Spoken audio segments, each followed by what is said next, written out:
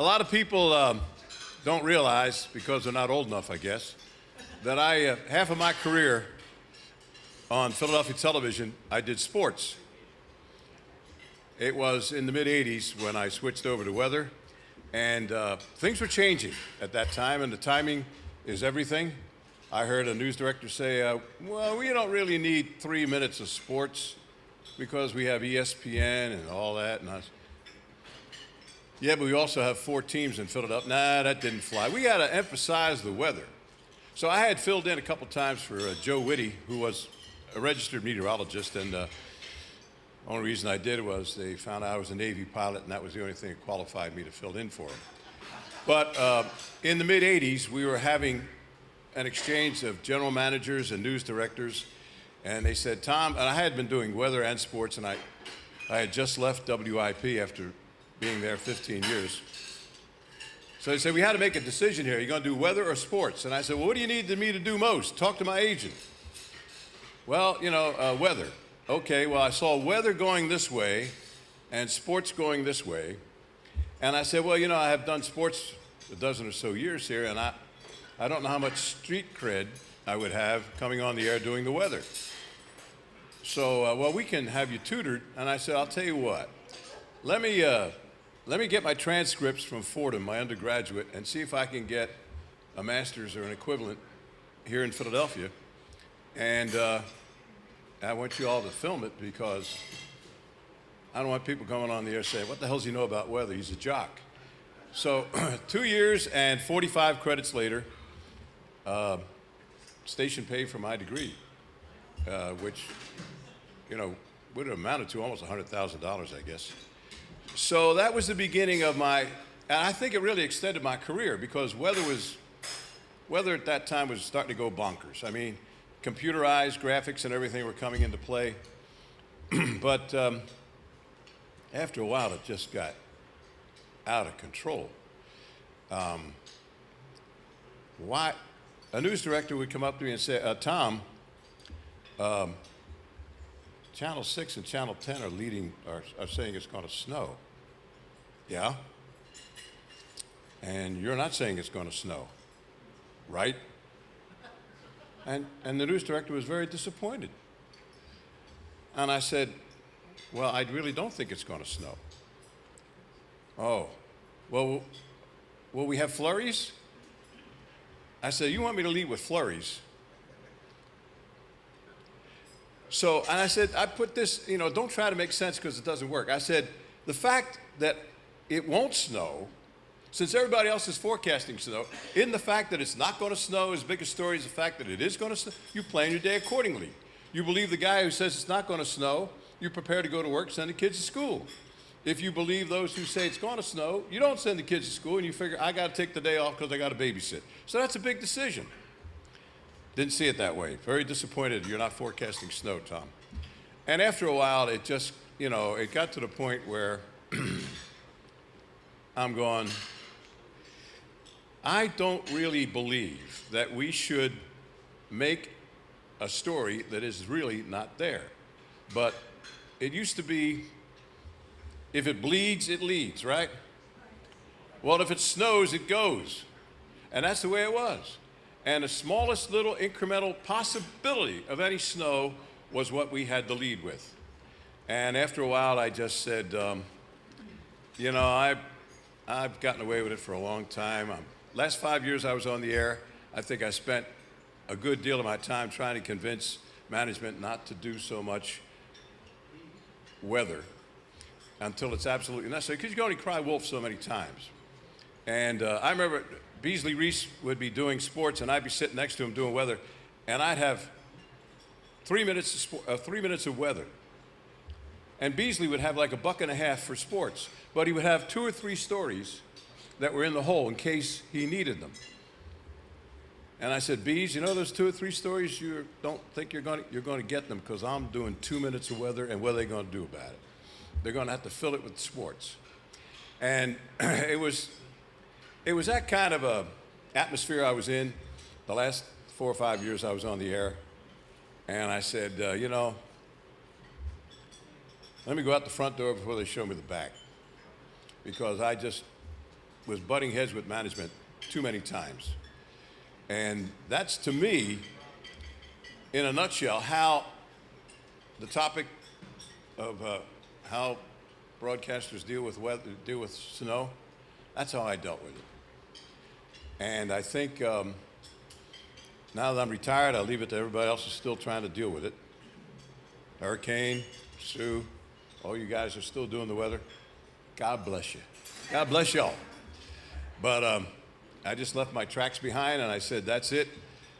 As a matter of fact, I've come full circle because I'm starting to do a little bit of sports right now for a sports information service. And I'm an off-ice official for the Flyers hockey team. So, you know, I've come full circle.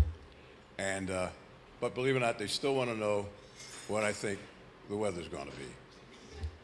I was very proud when they asked me what I thought the Eagles were going to do. And I said, they'll win the game by 9. And they won by 8, close enough. So I do better forecasting sports these days than I do weather. But we have people out here right now who are still doing it. And a lady I worked with for a long time at Channel 3, and I think, if I'm correct, I convinced her to come back when they were looking for a weather person. I said, y'all ever hear about Carol Erickson? She did weather at this station. Damn fine job, too, sometime. Do you know her? I said, I know her very well. Okay. Whether she wanted to come back or not, I hornswoggled her into coming back to Channel 3, and she spent a few more years there working together. And she is our first speaker today. Good friend of mine, fellow co-worker, Carol Erickson.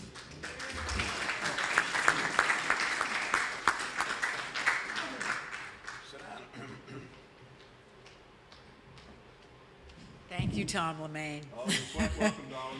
Yeah, it was usually me at the weather computer going, how do I make this happen? You know, why does it say 400 degrees here? Did I hit an extra button? So, yeah, when they started computerizing the weather, that was when I started to know that this was coming to an end. But I managed to hang on. I started in Tucson, Arizona, doing the weather in 1972, and that was my kind of forecast. Sunny and warmer, sunny and warmer, sunny and warmer, sunny and cooler, sunny and more. That would go on for weeks, and I loved that. I have never been one who wanted a snowstorm, wanted a rainstorm, wanted any kind of extreme weather. I am interested in weather from 5 feet 5 and about 1 foot above. That's all. That's the weather I'm interested in. So, but I think a lot of people are the same way, and I think that was kind of something that I brought to the weather, because I didn't bring a lot of weather to the weather. I brought a lot of practicality to the weather. You know, that, okay, you better get a jacket on, or more importantly, I really came to believe that my mission was to open up people's hearts and minds to that we're not the only ones who suffer in the cold and heat, but our pets are and do. And so that became a theme that sometimes management wasn't crazy about, that I was saying it all the time, but you know, sometimes when you really believe something and you really know that it's right, and you really have driven through the streets and you've seen animals suffering, and you may be able to say and bring 3 of them might come in that night that would have been shivering to death out there, and you can maybe implement that change, do it. So, you know, and I've subsequently found that other meteorologists will say occasionally to do the same thing. And I, like, thank goodness, people will say outside of the business, oh, they're stealing your line. And I said, let them steal it. It's the concept that I'm most for. I don't care who gets the credit for this. I don't want to see any more of this suffering that is needless and that is just because somebody's too lazy or too thoughtless. So that became sort of one of the reasons that I liked staying in the weather as long as I did. I also did a lot of news reporting, and on the big weather days, the big snowstorm days, like this would be a day that I probably would have predicted the snowstorm we're having out here. I mean, but I wouldn't feel badly about a day like, oh, I know I said it was going to snow, but it's 75. You know, isn't that much better? You know, so that I didn't take any ownership over being wrong. You know, it was like I brought better weather somehow, you know, through something. And I would often be the one who would be out in the news van covering the storms. I wouldn't be back in the studio, and I much preferred being out on the road. Some of my easiest and best days were, you know, you're going to be out in Atlantic City, there's a hurricane, or, you know, there's a snowdrift 15 feet high here, and you're going to go out and, you know, jump in the van. That was fine. I really, really liked that. being in the studio is fine and comfortable, but I really liked being out when I was doing the weather. But I did a lot of news reporting as well. But when I was doing the weather, if they gave me a choice, be in the studio or be out, I would definitely choose being out because I just felt, very comfortable just out in whatever live location, whatever possibly happened to come up. So, in weather, I was always surprised that as many times as we covered snowstorms, that each one, we sort of reinvented the same wheel. It wasn't like, okay, just like we had that one 3 weeks ago, everybody do the same. No, it was a lot of discussion about who was going to do what. And it ended up looking very much like the one we'd done 3 weeks before. But there was a lot of discussion leading up to having the similar outcome. So that was always surprising to me that we didn't just have sort of, the 1 to 4 inch snowfall we do this, and the 3 to 6 one we do here, and the whatever we do over here. I can't tell you the number of times I was out in a news van for the snowstorm that didn't come, and I might have been the person on the weekend who had predicted that snowstorm, and it wasn't there. I would take full ownership of being wrong. I was wrong, okay? Bring your pets in. So it was important to me to just be out there, be human when I was being the weather person, be human when I was out doing the rest of it, try to be as accurate as possible with a science that is increasingly accurate but still not accurate, and just watch. Happy to say, I would watch all my competitors and learn from every single one of them. I would watch him and learn from him. Sue, I would watch. Hurricane, I would watch. I would learn. I would take. I would go, you know what? If they're seeing this and I'm seeing 75 degrees in February, what's going on here? So I thank them. I thank the viewers and the public who just sort of feeds into the covering of news stories like snow to the extent that we still cover them the same way we've done for 20-some years, and that's because people are watching that wall-to-wall coverage. And until the viewers stop watching wall-to-wall coverage, we'll keep doing the same thing when we cover these storms. It'll be all out. It'll be 5 days ahead of time. There's a snowstorm coming that, peters out 4 days later or 3 days later, or maybe, next computer model, whatever. It's people, they want to know, and we give them what they want, essentially. It may not be what any of us individually want, but when they look at the ratings and they look at the competition and they look at all the things that you have to take advantage of and you have to look at when you are in business, and that's what news is, it's a business, we find that people are interested in snowstorms, but they also want it right, which is one of the reasons I'm so glad I'm not doing it anymore. But I thank you. I'm glad you guys came. I hope everyone who's not feeling well, whose family members are not feeling well, are feeling better soon. Tom, thank you so much for your nice introduction. And I'm still on Channel 3 Sunday mornings, 7:50. I'm live with my pet segment because, like I said, that's who I am. So we'll get some real weather people up here next. But thanks a lot. Okay. Now you know why I recommended bringing her back. Shoot from the hip, straight, no BS. Carol, goddamn, I love you. And Carol, along with myself and the next gentleman I'm going to introduce, we not only did weather, I did sports, as I mentioned, for almost 15 years.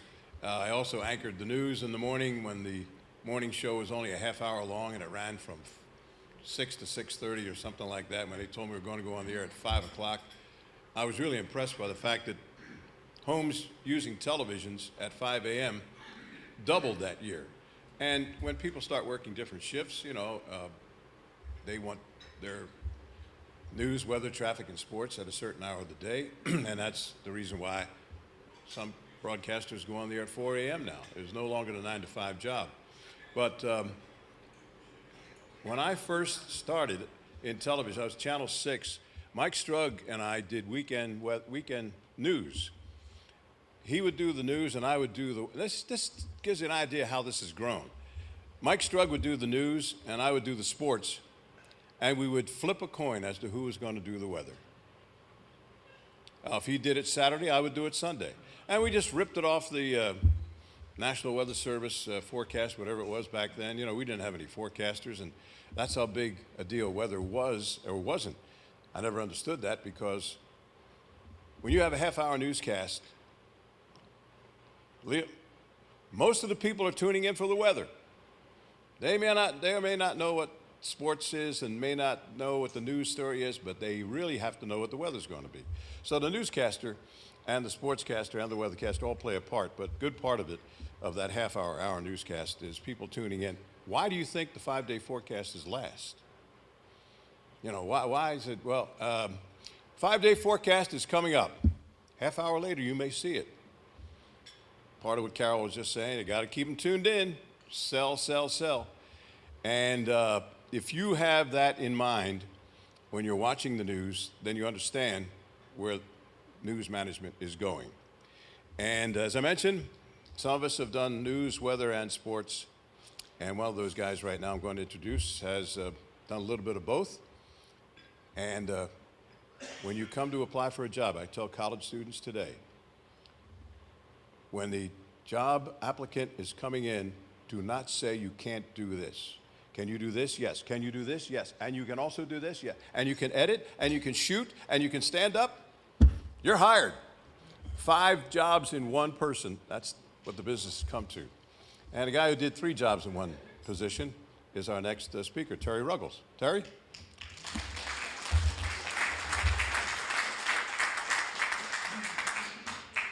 I came to Philadelphia in 1974, and over the years, almost 40, I wore a lot of different hats, like Tom and so many of you in the room did. And for 5 of those years, I worked with a wonderful guy by the name of Herb Clark. And I was Herb's second banana. I don't have a degree in meteorology, but I could fake it pretty well, ripping and reading, and the floor guys would put up the symbols that I needed. And I did it for 5 years. And I have to tell you that my weather tenure at Channel 10 was the most fun I had the whole time I've been in broadcasting in Philadelphia. Because, as Tom was alluding to, there's a special connection. Only half the audience cares if there's a fire on the boardwalk in Ocean City. And only another half cares that the steel mill shut down in Coatesville. But everybody cares about the weather that's happening in their neighborhood. And that's the touchstone for everyone who watches. And it took me retiring to kind of one day think about that and say, holy crap, this is why it works. This is why it's so important. Now, I wore a lot of hats. Herb left, John came in, Hurricane came in. We cycled around some people. So they sent me out on the street. And as Carol was alluding to, being out on the street during a snowstorm is where the action is at, but there are some prerequisites, some requirements, and every reporter does it in a different way. One thing is you have to have people. Woe to the reporter who gets sent on the overpass on Route 76 because there's nobody to talk to. It's really nice to see the snow, but if I can't talk to Tom here in the car that said it took me an hour and a half to get here from King of Prussia, then I've lost any human connection of what this snow is all about. So one of the things that I would do whenever there was a snowstorm, I found a Wawa. Because Wawas didn't close, Wawas were always open, they had coffee, and they had bathrooms. Now, for those of us who pulled 12-hour shifts in the studio, that's fine, but the boss is shipping in pizzas and hoagies, and there's a bathroom. But when it's cold and you've got to pee, there's nothing more uncomfortable. So you pick these Wawas. And I had a couple favorites just because of what I could do with them. This was, you can't tell anyone I ever did this. But there's a place in Cuthbert Boulevard and Haddon Avenue in Collingswood that has a Wawa. And if I stand this way, I can point and say, here in Collingswood. And then the next shot, I can go down here in Westmont. I can go this way and say, here in Haddon Heights. And then I can put it this way and say, Cherry Hill is just down over here. All I have done is circle around on one leg. I've had coffee and a bathroom, and I've told people what's going on. It works super. I was here for the big snowstorms. The hurricane can give us a date. I think one was 93 and some other times, but they were terrible. And I want to say it was either Jim Murray or Jim O'Brien was a Philadelphia Bulletin columnist. I don't know if those of you remember that name or not. But we were so proud of ourselves because Channel 10 did everything right. We just had what I would call kick-ass coverage. We had every imaginable thing taken care of. And Channel 6 at 11 o'clock mimicked it. They didn't do it early, but they mimicked it. And they did the exact same thing, which was smart on their part. Well, don't you know that doggone columnist said what a great job Channel 6 did?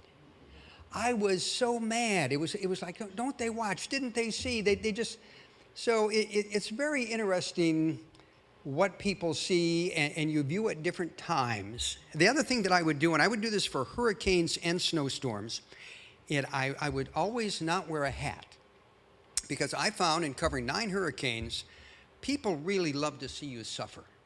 And the more you can look like a drowned rat, the more empathy you get. And you know, you meet that guy in Acme, he said, well, you just look terrible. Yeah, it was just terrible. Well, it was uncomfortable. So when I would go to a hurricane, everyone would get under the Holiday Inn awning, right? Well, I said people from Philadelphia didn't pay to see me dry, they paid to see me wet. And I would stand back out here and now you go put the towel in. But I do the same thing for snow coverage. I'd take that hat off and I'd have just stuff going hither, thither, and yon. I had a great time doing all of it. It's a lot of good memories. It's been 25 years since I even touched a weather anything, and I still have people come up and ask me what the weather's going to be like. So people are like elephants. To all of you, I thank you for inviting me here today. It was fun sharing some of this, and that's my story, Tom. Thank you, Terry.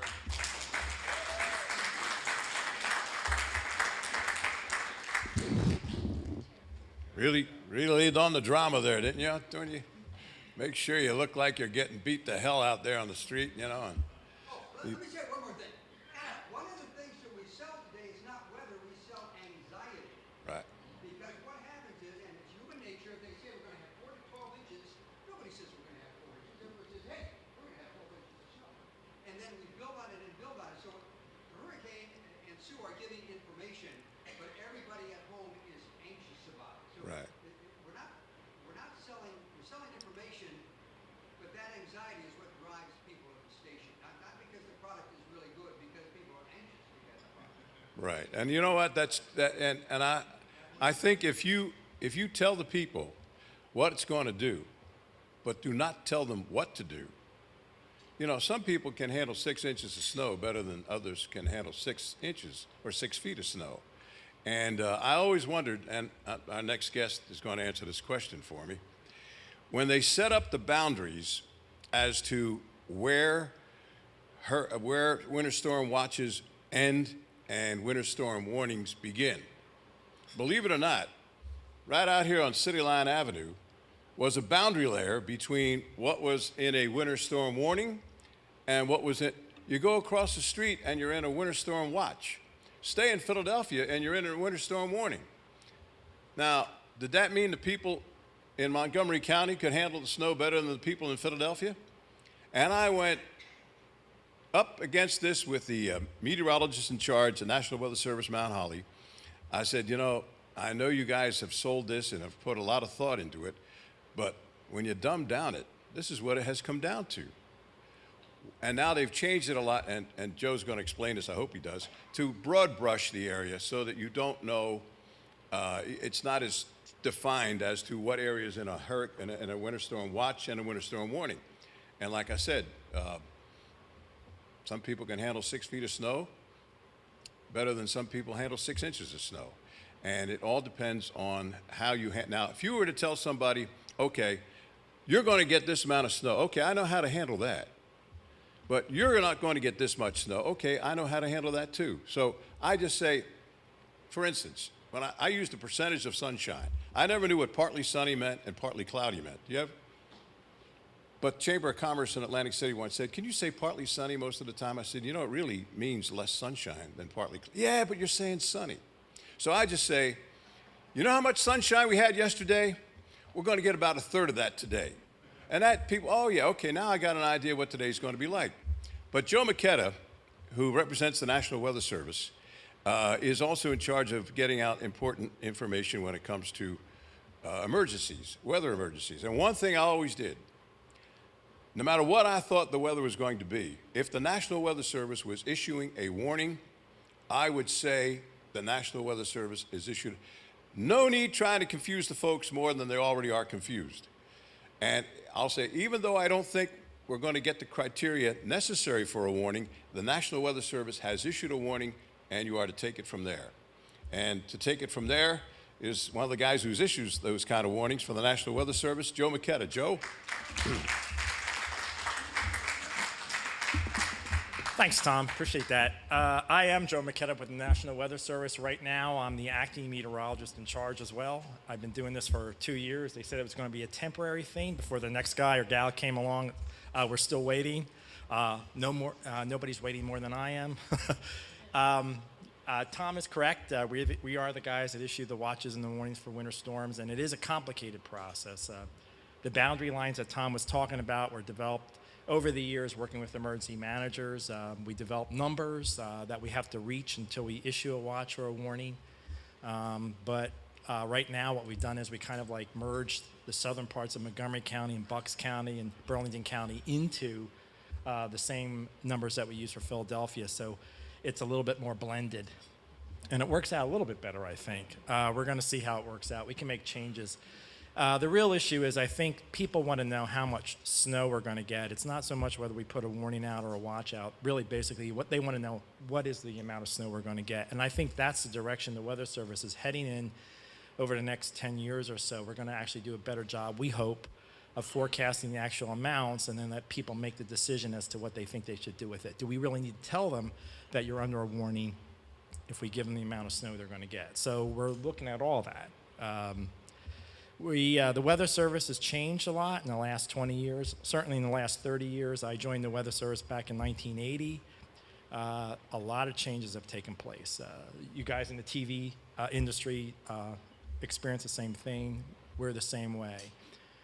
Years ago, when we issued a winter storm forecast and we were calling for 10 inches of snow, we were basically looking at surface temperatures and figuring out how much liquid water was going to be, and then we would convert it to a snowfall amount. But now what we're doing is we're following an ice crystal from the cloud down to the ground, and we're integrating the changes in that crystal as it falls to the ground, and we're extrapolating that over a whole area. So the forecasts are getting better, and they're getting more accurate. We have numbers to prove it. We're grateful to the TV stations, the great job that they're doing getting the information out to people. They're doing a great job forecasting. Some of them use private sector firms, which are great. Others are forecasting on their own, which is great. I think where sometimes the National Weather Service is kind of the glue for everybody, because if everything else falls apart, the National Weather Service is there to pick up some of the slack anyway. And we're only a phone call away. We get a lot of phone calls from some of you folks, and we appreciate the rapport. And we also know that when we put out a forecast or a warning or a watch, they're not really watching the National Weather Service. They're watching the TV stations, okay? And it's a great way for the information to get out. It doesn't matter who puts the forecast out or who makes it up. It makes a difference of how many people get it. So I think that's an important thing, too.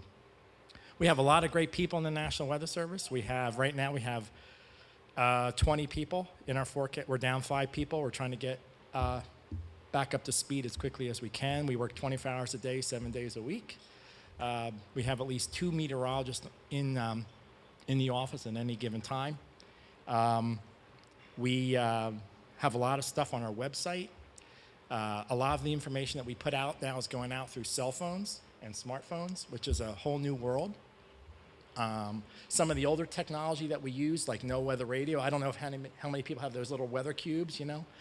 I would expect probably in the next 10 years they're going to go away because technology is changing. I was sitting at the table listening to all the changes in technology and how things have changed over the last 20, 30, or 40 years.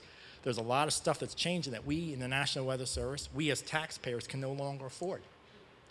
The transmitter, our no weather radio transmitter in Philadelphia, is on top of the PSFS building. That costs us around $4,000 a month for rent. We're not sure how long we're going to be able to afford that. Okay. And then when you look at how many people are actually getting their weather information from no weather radio, it's like only 2 or 3% of the population. So the question we have to ask as an agency, how long can we keep this old technology going when it's no longer really effective? So they're the kind of things that we're looking at in the National Weather Service. The models are getting better. Tom alluded to that. Carol alluded to that. They're getting a lot better. They're still not always correct. You can argue which model is sometimes better than the other, but we use an ensemble approach where we take a look at all the models and kind of merge them all together and take a look. So there's a lot of stuff happening anymore that we really it's changing the industry that we never thought would happen before. So, and that's about. I mean, we have snow. I just wanted to talk about snow real quickly. That's why we're here. That's why we're here on a beautiful day like today. It's hard to remember that. We have a lot of great observers out there. We have a lot of volunteer observers that actually measure the snow for us. And we depend on them when we have major winter storms for a whole bunch of different reasons. One reason is to figure out what's happening. And then number two, if we're getting amounts that don't match up with our forecast, we have to change the forecast. So it's very important for us. And with all the new technology anymore, it's really easy for us to figure out who's telling the truth and who's lying, right? There's a lot of kids years ago, there was a vested interest if the amounts were a little bit higher than we were forecasting. So you know what? Sometimes we would get the phone call and the numbers would be a little bit, where the hell did that come from, But now with the new technology, with cell phones and everything like that, people are actually taking pictures of the snow with a stick in the ground, and we can actually read the numbers. So a lot of good stuff is happening with all that. And snow is a very interesting parameter to forecast. It's one of the more difficult ones, particularly here in the Philadelphia area. We have a rain-snow line that always sets up shop somewhere along the way in our county warning area. The 95 corridor is actually, I get complaints all the time. Why do you always use the 95 corridor as a boundary between rain and snow? Because that's how it sets up. It's a fall line. The I-95 was built in the coastal plain, right? If you go a little bit further to the west, the elevation starts to kick up, right? So there's a change in climate there. And so the 95 corridor actually turns out to be a really good boundary line between the rain and the snow during the wintertime. So we tend to latch onto that and use it. And people know where they're at when you talk about the highways, right? If you're west of 95, they know where they're at. If they're east of 95, they know that too. So it's a great geographical boundary that people can relate to. So that's one of the reasons why we use it. So anyhow, and just one more thing too to TV stations. We really like when they go out. Terry was talking about going out into the snowstorms. We love that because we are in our forecast office in Mount Holly. If any of you have ever been there, there's not many windows, right? So we can't even look outside. And when you guys go out and gals go out and make reports, we're watching. We have all the news reports on the big TV screens. Now they're in high definition so we can see a lot more. And we're watching. And we can tell if you're in Montgomeryville or if you're in King of Prussia or if you're in Sewell, New Jersey and you're reporting snow and we don't have it in our forecast, we need to do something, right? So a lot of stuff that you guys do, even though you may not know that you're helping us, you really are, and we really do appreciate it. And that's all I have. So thank you. Thank you, guys. You all have to realize that the National Weather Service serves as a database for all forecasters. Like when you hear that today's the hottest day since 1935, we get that information from the National Weather Service. And you heard Joe refer to models. Before I did weather, the only models I thought were the ones that were about 5'8" and came down a runway. But the National Weather Service has all the models. As far as I'm concerned, as far as I know, no one radio or television station has a computer forecast model. So everybody, no matter who you are, what station you work for, relies on the National Weather Service to get models. Now, you can go online right now and find out what the model says. If you are, as a forecaster, if you're just going by what the model says, you're really not doing your job as a forecaster. What I would do, and Joe alluded to this one time, I would take a look at all the forecast guidance. And okay, 6 out of the 7 guidances say this is going to happen, but there's one that says it's not. Well, let me find out what this guy's thinking. Maybe he's got something going there. If he doesn't think that it's going to happen like the other 6 or 7 guidance models say, let me find out, let me look into it. And more often than not, you will find something that's there that maybe some of the, and they're only computers. Data in, data out. So you have to make your mind up as to what you think the guidance is. I have a sign, I think it's still hanging up at Channel 3 in the weather office. It says, models are not gospel, they are guidance to guide you in doing your forecast. If you're only going to go by what the models say, Bill, come on up here and take a look at this model and tell us what the weather's going to be. You're not doing your job. But the National Weather Service is a database for all of this, and they are the ones who generate the forecast models or the guidance. And they're the ones who told you today that this is the warmest day since 1935. No one radio or television station keeps these records. Forecaster goes online to the National Weather Service database and gets that information. And that's, Joe, I don't think that will ever change. And to differ with our good friend Jerry here, people are not only under the weather, they are in the weather today, and that's why they're not here. You know how it hurt, you know how it pains me to watch these guys play golf out there right now on the other side of this? I always did, when I did the morning news, I thought that was the most important part of the day because a lot of reasons. One, the nature of the human is when I wake up in the morning, what did I miss overnight?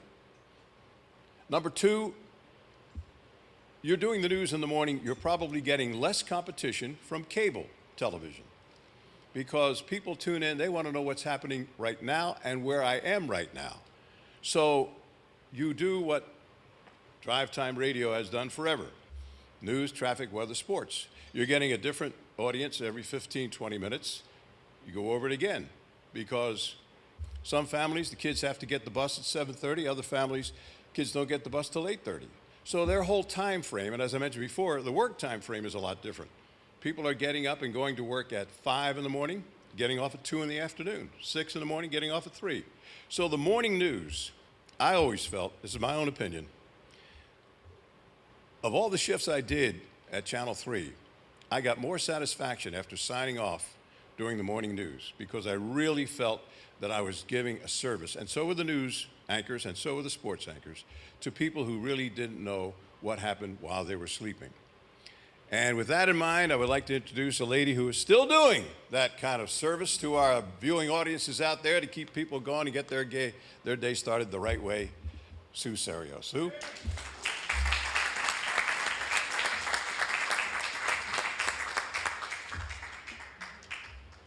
Well, Tom, I hate doing morning news. No, I'm kidding. Totally. No, I agree with you. It is the time of day that everybody needs to know what to do. And I think since we're talking about snow today, and I have to say, I didn't really prepare a speech because I thought we were going to be on a panel answering questions. So if anybody has any questions, I'm happy to answer them. But the biggest challenge, I think, in the morning for me with a snowstorm is when the executive producer comes to me and says, where do I send the crews? Because they need to go where the most snow is. Or if there's only going to be a little bit of snow, where there's going to be any snow, because of course, it's not weather, as we always say, until a reporter is out there suffering in it, right?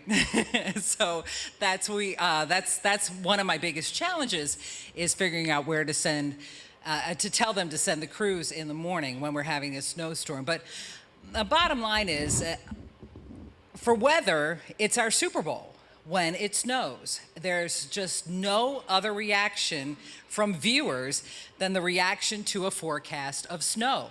They go nuts. And of course, everybody, all they really care about is what's going to happen on top of my head in the morning. So no matter what kind of forecast you make, and you guys do such a good job at the Weather Service. I want to thank you every morning for your discussions and all the things that help us so much. So you could say 4 to 6 inches here, 6 to 12 inches here.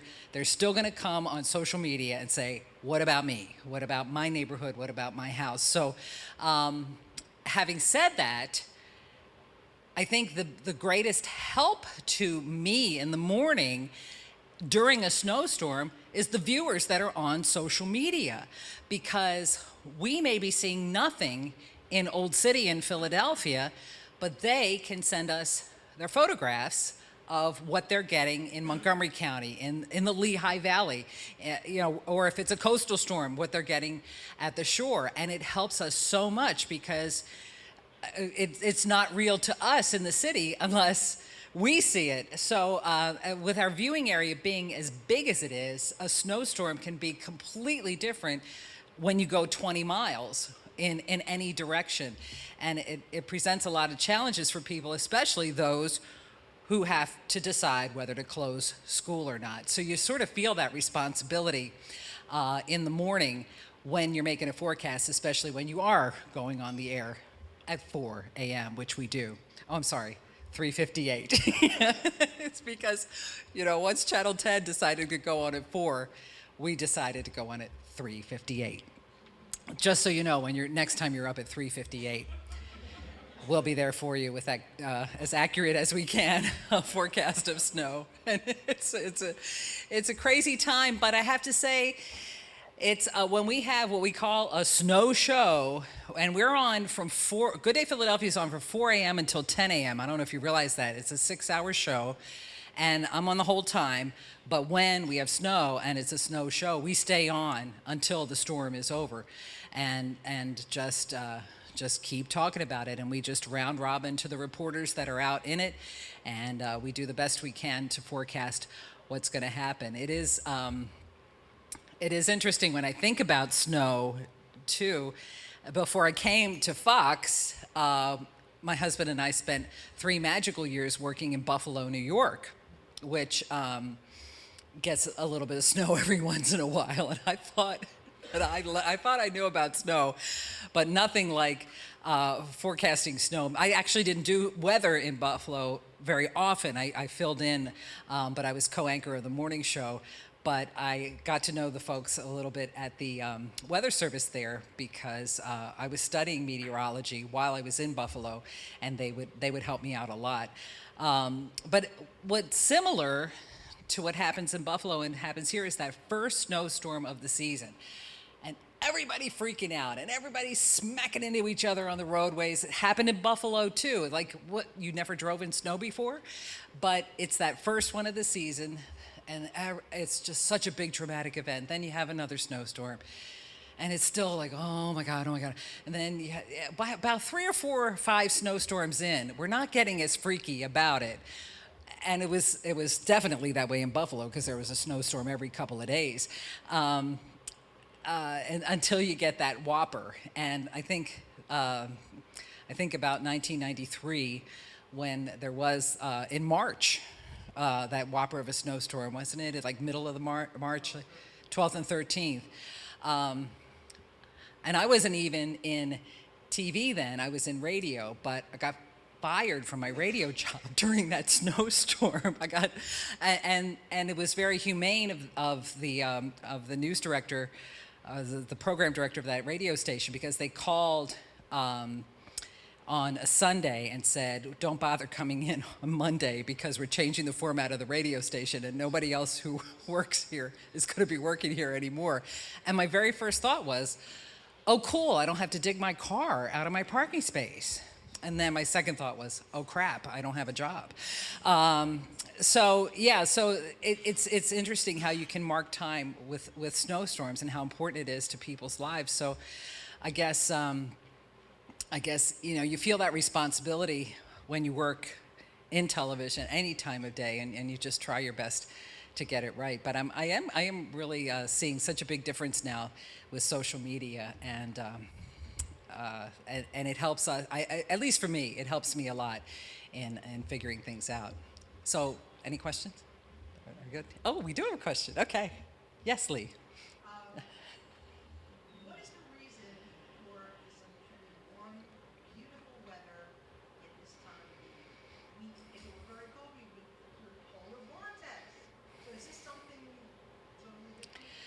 Well, it's really not that unusual to have a couple of days, right, Joe? I mean, like this in the middle of the winter time, you'll have just a couple of warm. It's like we call Indian summer in the fall, where you get those couple of warm days right after it starts getting cold. You just get a southwesterly wind for a couple of days when high pressure moves offshore, and it's blissful momentarily, and then it's going to get cold again tomorrow. Listen, if I could control it, and everybody always says, especially when they're having their weddings, can you make it not rain on my wedding day?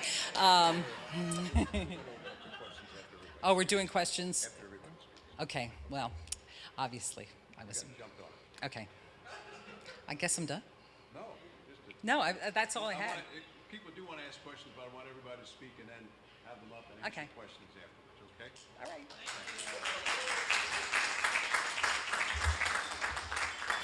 God bless Sue. Only time I see 3:58 in the morning is if I wait up for it. That's only God. And you know what? They don't give enough credit to the folks who work the morning shift, because when you get up at 2:30 in the morning to be on the air at 4, at least, that's not the right time of day the human body says you should be getting up. And every hour of sleep that you miss between midnight and say 6 a.m. is like 3 hours of the daytime that you could really be energizing your body. And I'll tell you what, I give a lot of credit to those who do the morning shift.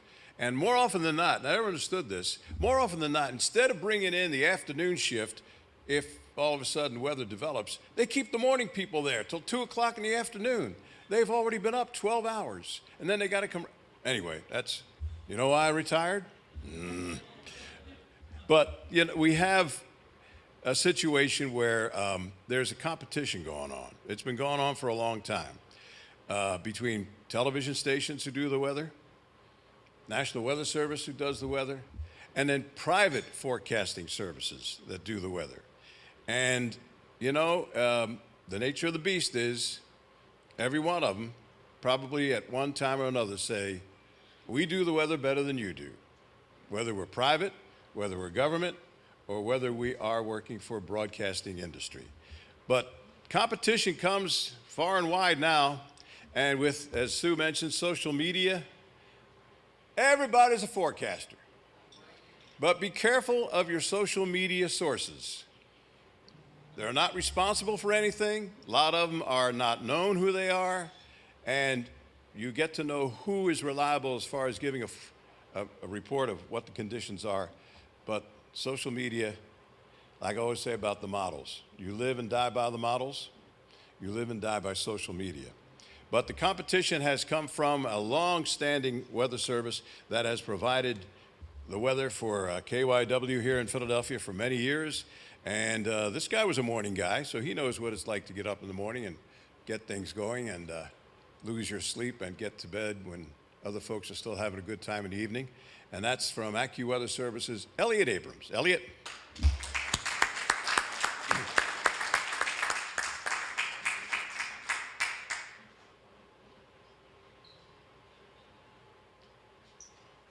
By the way, we'll answer questions after all panelists have spoken, okay? Thank you. Thanks. There's really only one way to celebrate the weather, and that's to dress for it. Way to go, Elliot. And when you talk about social media, the worst thing that ever happened on social media to me was the death threat I received for predicting snow changing to rain. There are thousands of school children every day hoping, because they didn't do their homework last night, hoping school's going to be closed. And stationed in New York, I had to pass on the bad news. It's going to snow hard for a few hours. It's going to turn to rain. There will be shoe-ruining slush. And then there will be gutter-gushing rivulets of rain cascading through the streets and sheets, turning lanes into lakes and roads into rivers. And so this person said, I'm going to come and kill you if you predict snow changing to rain again. We reported it and found this person was joking. Carol was talking about protecting their animals, and this is our Bichon, and he has a little coat, although it doesn't do that good a job during the middle of the winter. But he's the only dog we've ever had that's a weather dog in a way, because when he goes outside in the morning, he always looks up. And I wondered, because I think maybe the little dogs are worried that some hawk or eagles are going to come down and attack them. But he's actually a thermometer of sorts. The colder it is, for each 5 degrees colder it is in the morning at 4 a.m. when I walk him, it takes an extra 10 seconds for him to do his business. I think that the scents aren't as strong when it's 0 degrees as they are at 33. I mean, he's got a 16 gig memory for all the smells that he encounters during the day. And they're on mailboxes and they're on posts. And so he knows all about them. But he looks up in the sky. And of course, dogs are very smart. You ask them what grows on the outside of trees, and they'll say, bark. And what's sandpaper like? Rough. And what is on the top of your house? Roof. We were hearing before about different perceptions of weather, and used to do a radio station in Buffalo, and during the 1977 blizzard, when not only did it snow, but the snow literally blew off Lake Erie right into the city. And I was talking to a station on a Saturday afternoon, and the woman told me, Elliot, I don't know when I'm going to be able to drive my car. Someone just came in a vehicle that looks like a tank to give us some food and drink for the weekend, and it's 25 degrees, and it's at least 5 or 6 feet deep. Then he said, but you know, Elliot, my sister lives in Indianapolis. She told me this morning they didn't have any snow, but the temperature dropped to -3. Can you imagine living in a place like that? So people have different perceptions of what the weather does and how it is. Also, when we go to the beach, there are different perceptions of things. For example, there was a person that came down to the lifeguard at high tide and asked her, what's this water cost? And she said, what, sir? He said, yes, I heard that seawater has medicinal value. What are you charging? She says, $5 a bucket. Hands her the $5 and the bucket. She takes a few steps, gets a scoop of water, and he goes trudging up the beach. 6 hours later, she sees him coming back down the beach. And she thinks, well, maybe he talked to his buddies. He shouldn't have bought seawater. But I'm on shift. I'm not going to embarrass him. I'll give the money back if he asks. He comes up to her and says, how are you doing? And she says, fine, sir. How are you doing? And he looks out over the ocean and says, I see you're doing quite a business here. That's what I got from my granddaughter's 4th grade class last year. They live in Lawrenceville, New Jersey, and they gave a talk about how George Washington used weather to win the battles of Trenton and Princeton. And the one in Princeton specifically was key because they were backed up against the Delaware River. They were under siege from Cornwallis. They could have been captured that day.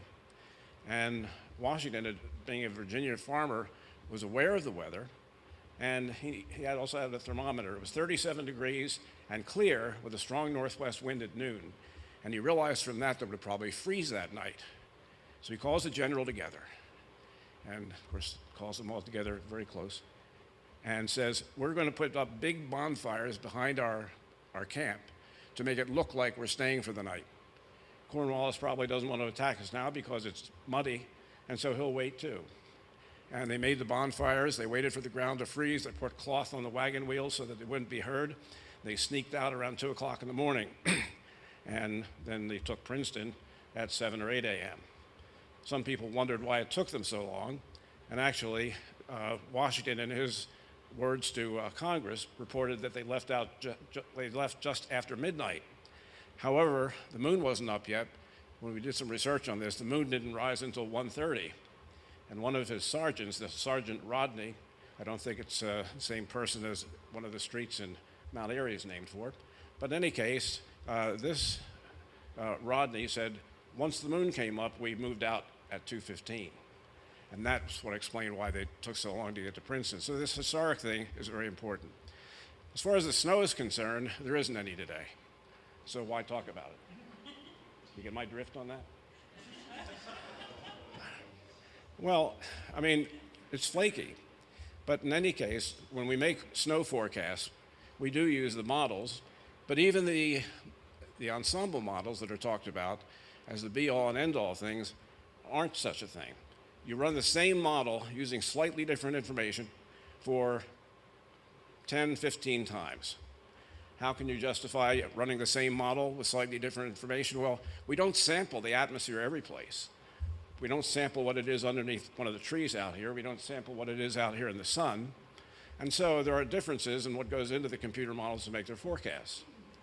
And so they wind up with a thing called a spaghetti plot. And this shows what each model is predicting with a series of lines. By the time you get past 7 days, it's an insult to Italian food. I've never seen such disorganization as you see on a spaghetti plot for the, I mean, one place the air is coming from Maine, the other place is coming from Florida. Now, if you take the mean of that, the average, that sounds great and that might show what might actually happen, but the mean will always miss the big storms because they're averaged out in this averaging process. Some part of the model might say it's going to New York State, another might say Maryland, another North Carolina, and when you average them all, they come out at one point. I saw this at the American Meteorological Society meeting last month in Austin. At least we know where to have the meetings. Although when we went to the Alamo, remember the Alamo? There was ice dripping down. And at Austin, at least it was warm. And I gave a talk. There were about 30 people in the room, and they were all scattered about. They looked like the people that participate in this gym class I go to called Body Pump. Everyone stands at the back, not realizing that with mirrors and everything, everybody can see as much as anyone else. But it was there, and people were all scattered about, and I said, okay, I'll give the ensemble mean of where you're all sitting. And it was a spot right in the middle of the room where nobody was sitting, because that was the average location for the people. So there are great things with ensembles. Most of the models are better than they used to be, but they still mislead us sometimes.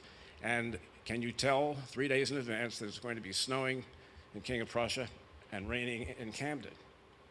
Typically not. And that leads to huge errors in the forecast. And so the main thing, the TV does great, and radio does great, and the online services do great, is follow up on the weather, always updating. In fact, in the old days, when Hurricane actually worked for AccuWeather at the beginning, he was then much smarter and moved closer to the coast because hurricanes dissipate inland, not close to the coast. So in any case,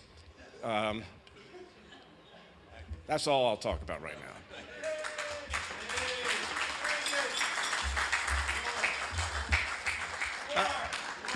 I just got to ask you one question, Elliot.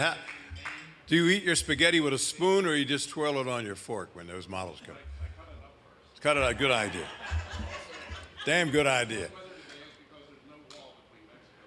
There you go.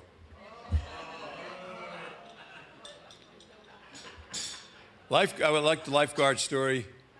I was a lifeguard in Atlantic City for 1 year when I was in high school, and it was one of the best jobs I ever had. You know, you sit there, and sometimes girls come up to you and say, geez, what do you guys do all day? You just sit here and make sure, yeah, we make sure nobody drowns. No, but we have other important jobs. Oh, yeah, like what? Well, every once in a while, we have to test the salinity of the ocean to see how much salt content is in there. All right? And the girl said, well, how do you do that? And I said, you girls take a dip in the ocean and come on back and I'll show you how we do that. So the two girls went into the ocean and came back, and I took each one of their hands and, yeah, there's plenty of salt in that water today, girls. In this politically correct world, today I would have been arrested. That's, yeah, lifeguard. It's the weather that dominates the newscast, and the weather guy, no matter who he is the weather person, I should say, is the one that people tune in to see when they're tuning in for a newscast or a weathercast or a newscast on radio or television. And we like the cooperation we've had so far between the element that is the government service, the private weather service, which Elliot has represented for many years, and that's AccuWeather, and there's so many other services that are out there now. But a guy who is still doing it, and I always say, to people say, how long? I said, I got away with it as long as I could. And I wanted to go out the front door before they showed me the back. This guy is still looking for the front door, I'm sure, because he's been at Channel 10 for a long time in New York, and he's been in the business a long time. And he's one of the current active weather persons in the region. A good friend of mine, I've known him for a long time, Glenn Hurricane Schwartz.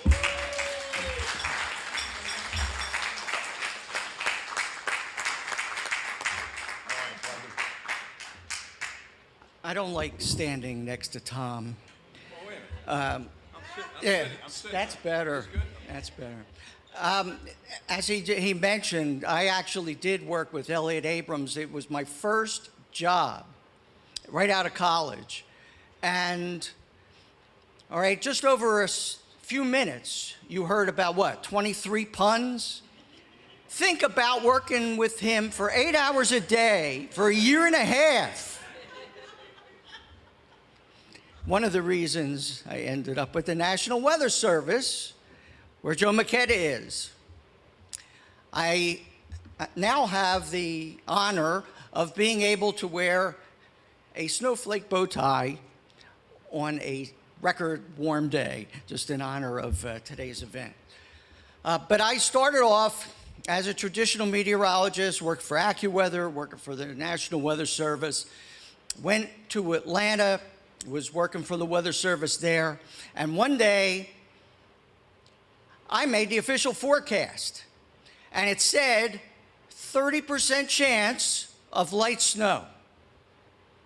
I finished my shift, I went home, I turned on the TV, and there's some bozo doing the weather on one of the stations, and he's going, "It's gonna snow!" I picked up whatever I had and threw it at the TV. Like, that's not my forecast. That's not what I said. People are going to think worse of the professionals because of this idiot. So when I had the chance, it only happened months later. I left the government, went into TV so I could talk to people directly. So if I'm going to screw up a forecast, I'm going to be the one screwing it up. There's not going to be a middleman. I'm talking right to you. Here's what I expect at your house. Nobody else is going to get to do that. Now, snow is, as we've heard, the hardest thing to forecast because we're predicting rain over the next few days. You think anybody cares if we have 0.35 inches of rain or 0.85 inches of rain? You probably can't even tell by the time we're done on Sunday. But you know that people can tell when they've got 3 inches of snow versus 7 inches of snow. So we're asked to provide a level of detail that in many cases we're not capable of doing. We don't try to get the rain amount to the 1/10 of an inch. So to get the snow amount to 1 inch, it's 10 to 1, rain to snow. That's a tough thing. And we have this area that goes from the shore to the mountains. Variations, not just across Philadelphia. We had a storm in March 1958 where we ended up with 2 inches of snow in Cape May and 50 inches of snow in part of Chester County. Shut down the turnpike. They had to helicopter people out. They were stuck. Can you imagine doing a forecast the day before? Well, there'll be 2 to 50 inches of snow tomorrow. Like, you people don't know what you're talking about. You can't narrow it down. But that's what happens sometimes. There's very often a big difference. And very often, we'll get a phone call or an email or a text or something from, let's say, Allentown, that'll say, "You guys predicted 8 inches and we only got 5. You're hyping the weather all the time. You always do that." And then in Delaware, somebody will call and say, you predicted 3 inches and we got, or 5 inches and we only got 3. What's wrong with you? And somebody in Trenton, the opposite. You never told us it was going to be this bad. The same storm.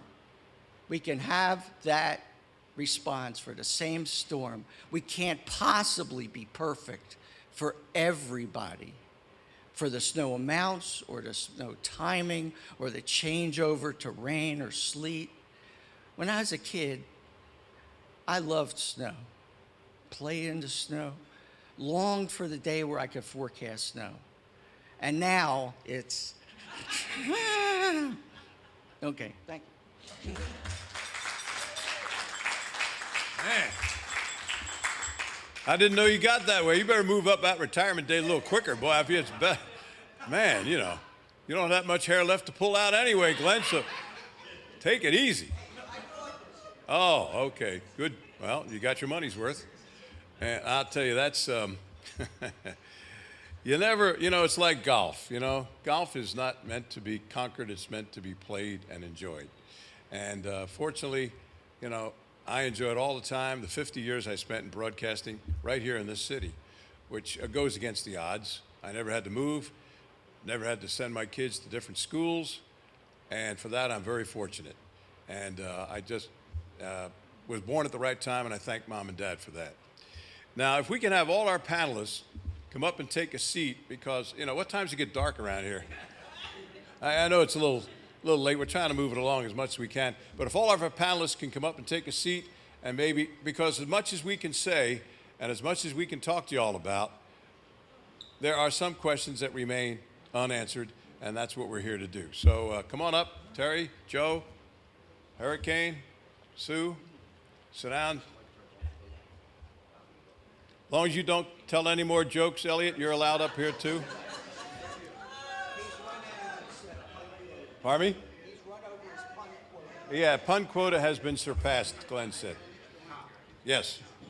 Yeah. Well, you sit up here and then maybe you can answer some questions because we're really running late here. Okay. Any questions from the radio audience, as Tom Moran used to say? No questions at all? Okay, have a good night. Sir. That's not my nickname. I don't have a nickname. No, Hurricane. I was the first storm chaser for the Weather Channel. And what Jim Cantore does, I started. And so I used to chase hurricanes, and an anchorman in New York saw a video of me getting blown around and then was to introduce me for the weather, and he just introduced me as Hurricane Schwartz, and it just stuck. I was actually born during a hurricane, and September 14 is peak of the hurricane season. That's my birthday. And my dad told my mom at the time, "Are you sure? Are you sure you're going to deliver today? We're having a hurricane." And we couldn't get to the hospital, so my dad, in true story, hip deep water, carried my mom to the doctor's, the OB's dispensary. He had a dispensary at his apartment on the boardwalk. So I was born on the boardwalk during a hurricane. How much street cred do you need behind that? Yeah. But my nickname is not Hurricane. Another question? That does explain a lot, though, Tom. Oh, sure. Does explain a lot. Sounds like the beginning of a song. That's my story, and I'm sticking to it. Yes, sir. Can you tell us what your experiences have been with the whole thing about global warming? Well, since I don't believe in it, I'll leave.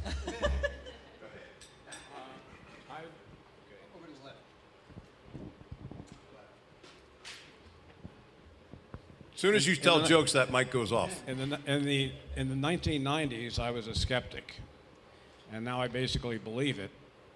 And it's pretty simple, I think, that if you put something into the atmosphere that lets radiation come in, but doesn't let it go back out, there's going to be more heat.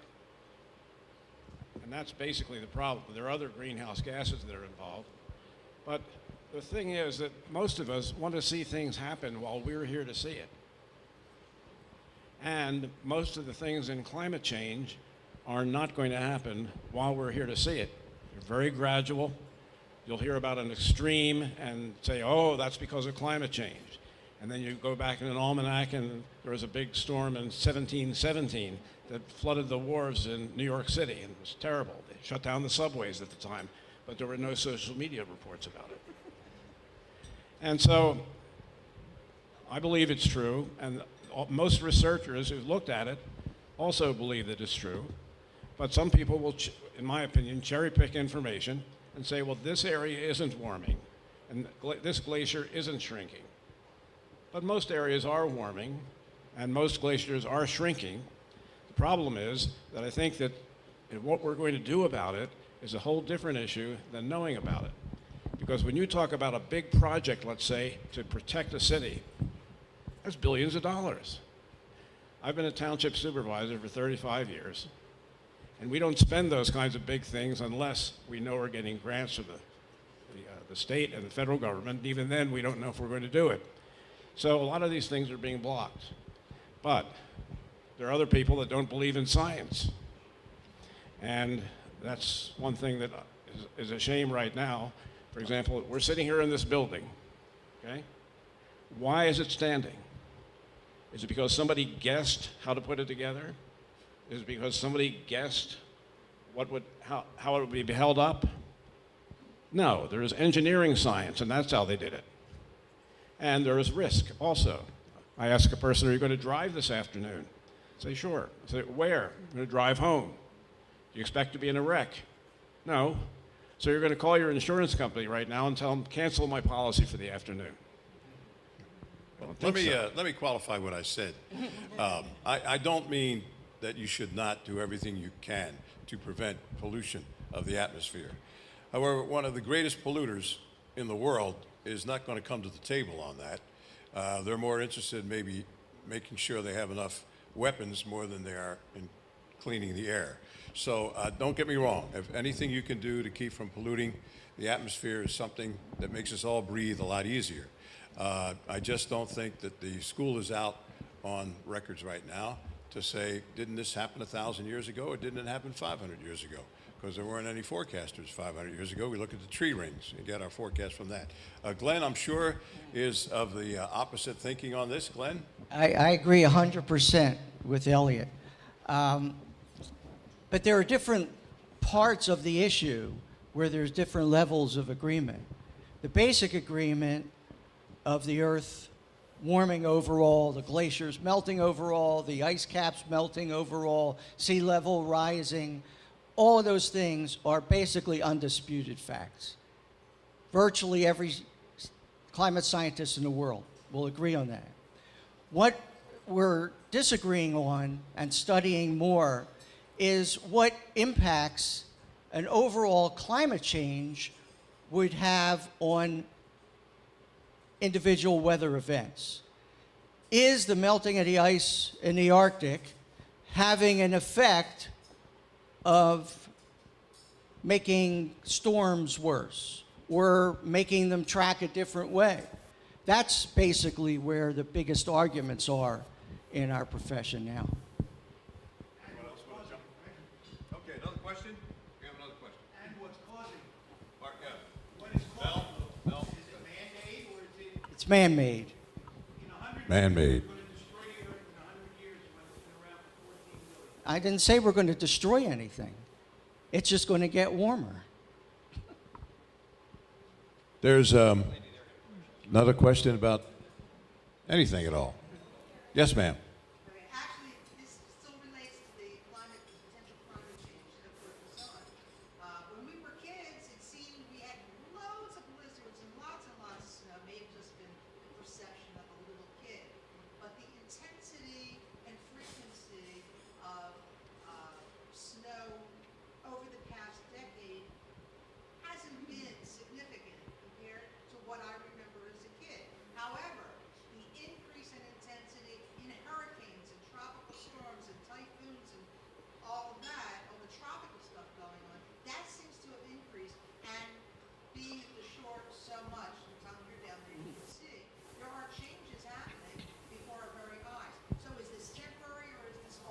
Joe, you keep the records, National Weather Service. Yeah, I mean, I will say this. I mean, I think in the Weather Service in particular, I mean, we see things happening too. I guess the argument that we sometimes have is what's the degree of climate change due to human interaction and what's occurring naturally? And I think that's a question that we still haven't answered because we just don't have the records that go back that far. But something is happening. If any of you live down to the shore, you've been experiencing probably a lot more frequent coastal flooding. And we actually had to change our parameters for flood watches and flood warnings along the coast because of it. We were actually issuing too many watches and too many warnings because our criteria was a little bit too low, and we kept meeting that criteria, so we raised it a little bit. So something's happening, and we see it. We see the intensity of some of the rainfall events that we've had in the recent past that we haven't had before. But like Tom said, we don't have the record. We don't have the long-term record, so we can't always say for sure whether or not this is a significant change caused by humans or caused by nature itself. But we know something's happening, and we think that we actually think sometimes there's a combination of both going on. How many times have you heard somebody say, I haven't seen flooding like this in 30 years since I've been here? And I say to them, have you seen this many houses over the last 30? How many houses were here 30 years ago? How many roads were paved 30 years ago? How many sidewalks were paved? Every time you build a house, you take away a natural drainage for the rain. And as long as you continue to build and populate areas that had good drainage, you're going to see storms that you have, flooding that you haven't seen in 30 years. Along the shore, there's a question as to whether the water is rising or the land is sinking. Where are all the hotels in Miami? Where are all the hotels in some of the places along the coastlines of the United States? They're right on the beach. And it has to in some way affect the integration of the land, and it takes away from, and the more you have people building, the more it takes away from the natural aquifer because you have to have drinking water. And as the aquifers sink because they're running out of water, the land sinks with them. So there's two sides of the story here that have to be brought in, and both of the things I just mentioned are man-made. Houses are built by men, water is drinking by men. And so I don't know, whether, it's your shortest memory is the one you remember the most. So if we have a very, very bad March and we get 20 inches of snow, and sometime in July, people are sitting around saying, oh, what kind of a winter did we have? Are people going to remember today and yesterday, or are they going to remember the 20 inches of snow we may get in March? Memory is a short-term thing, and it's getting a lot shorter these days, I'll tell you that right now. Any other questions? There's a very practical thing with this, though, that engineers, when they build roads and things like that, have to use something like the 50-year flood or the 100-year flood in their designs. And the idea that today we're building projects that we're expecting to last 30, 40, 50 years. But if in fact heavy rains are becoming more frequent, shouldn't we actually be building that partly into the models of what the 50 and 100-year storm will be? Until Hurricane Agnes came up the East Coast, the flooding was only based on what rain had already fallen. Since then, we also incorporate the excellent forecast that the National Weather Service does with their river forecast centers to give specific crests of the river, but they use also the storm, how much storm is expected to still come. Precipitable, yes. There was, Cal, you had a question?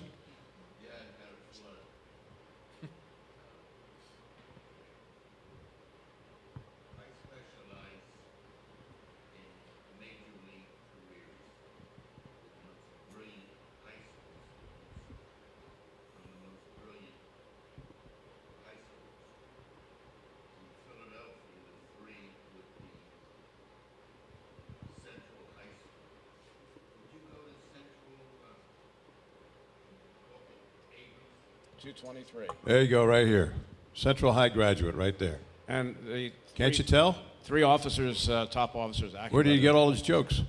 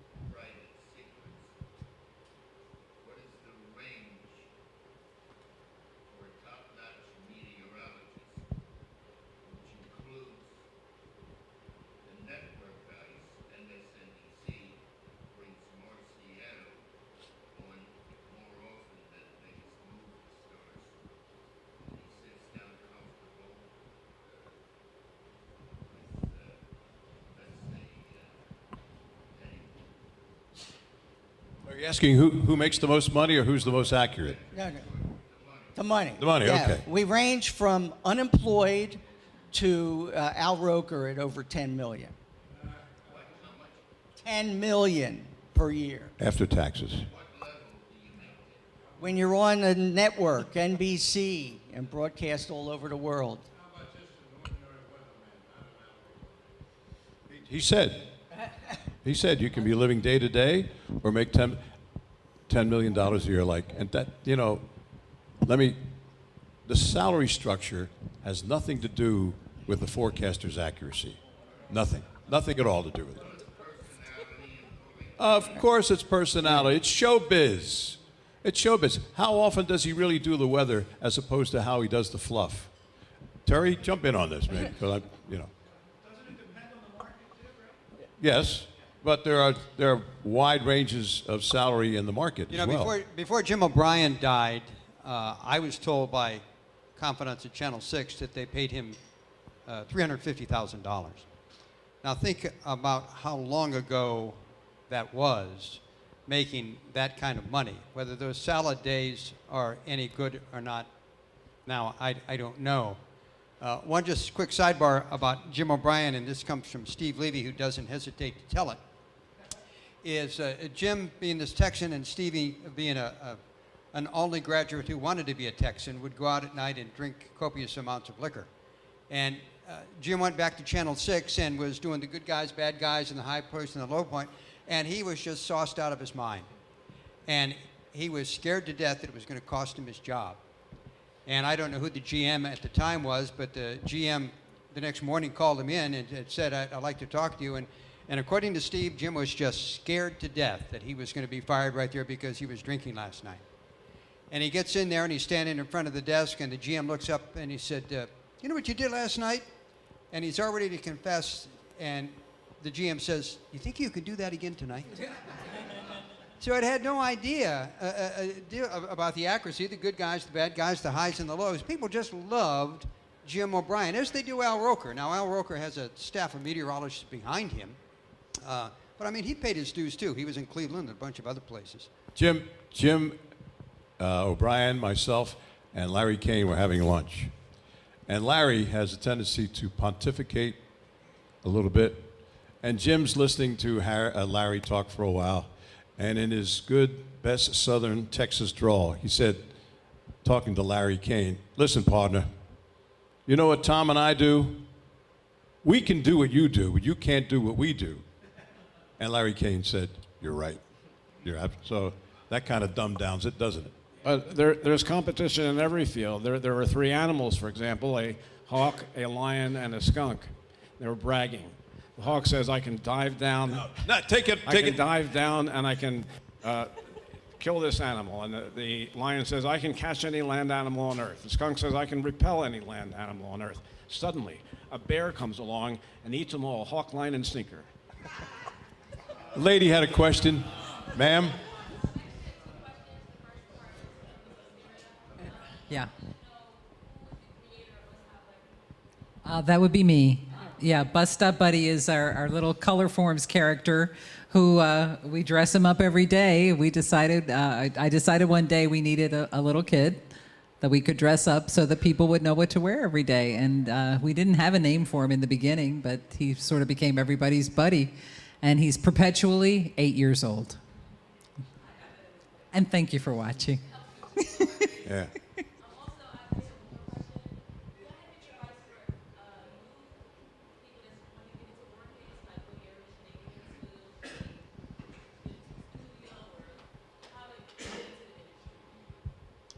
Weather. Science and math in high school are very big. For meteorology, absolutely. And there was a junior from a high school in New York, and she visited AccuWeather last week, and she loves math and physics. But that's pretty much all it is. The first 2 years of a curriculum is mostly like the engineers take and the pre-med students take. It's only later do you realize you don't need all that if you go into the forecasting area, but you will need it in research, which is why I went into forecasting. But in any case, studying hard and also having an interest in it. So does this person have an interest in weather since they were 6 or 7 years old? Oh, okay. You can't. You That's- cannot. You that's the cannot have main- enough. You That's know, the- That's the main symptom Yeah. of the disease. Is your being curriculum interested when you're cannot 6 be or 7. broad enough. And I always use it when I speak to high school students who are going on to college. I say, what do you think your courses are going to be? And well, I'm going to heavy on journalism. I'm going to be heavy on editing. And I said, you know, how about if this doesn't work out? What do you have to fall back on? Or how about if you get into the business and you don't like it? And I said, for instance, I'll pick out a student and I'll say, John F. Kennedy. Give me 30 seconds on John F. Kennedy. President of the United States, and he was assassinated. And I said, you know why I said that? You could be out there as the lead reporter, maybe doing weather, and all of a sudden something happens of a classic monumental nature, and you're the go-to reporter. And the news director or the producer back in the station says, we've just got this news in, go. How is your social studies working on that subject? And you always have to have something to fall back on. If you dovetail, I think, if you dovetail your curriculum too tightly, two things happen.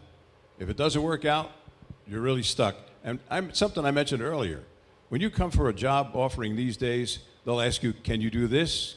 Can you do this? You know, if you're not prepared to put a tripod up in front of you, put a camera on there, start the camera rolling, get in front of the camera, do your report, wrap it all up, put it in your car, get back to the station, edit the piece you just did, and report it on the air. If you can't do all of that, chances are you're not going to make it in this business today. I got two things I want to say, and then I got to run because I have a 4 o'clock. But 4 o'clock? Yeah, one of the things that always impresses me just as a journalist is we've all been through these hurricanes 1 through 5 and know about them and reported on them and predicted them.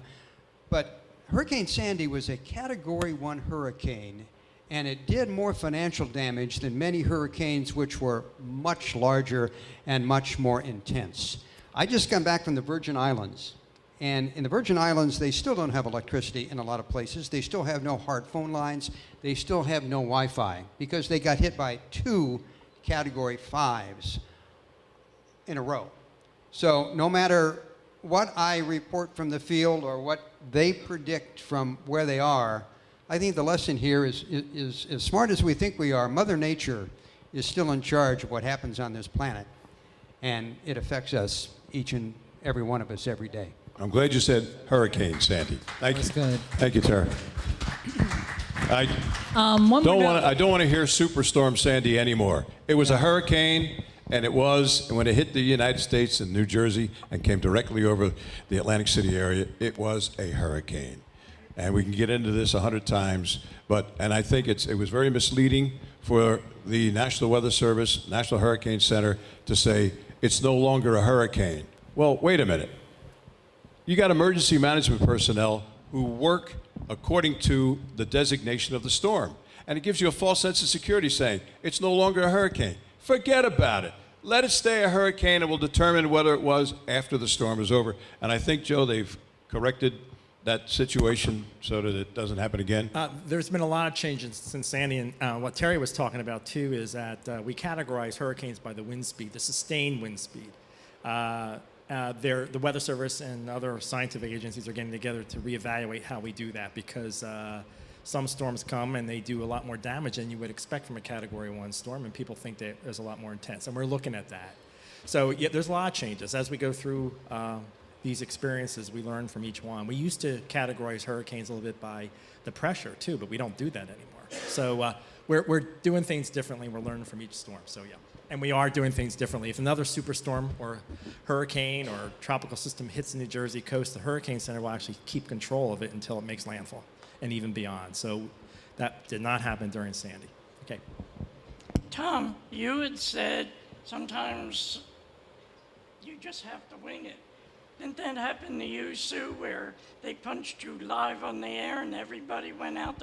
Wasn't there a fire or something? But tell us the story. Oh. You were on for like 6 minutes or Oh, something? yeah, I was doing weather live from Eagles training camp when it was in Lehigh Valley, and there was a fire drill in the building, and everybody had to leave.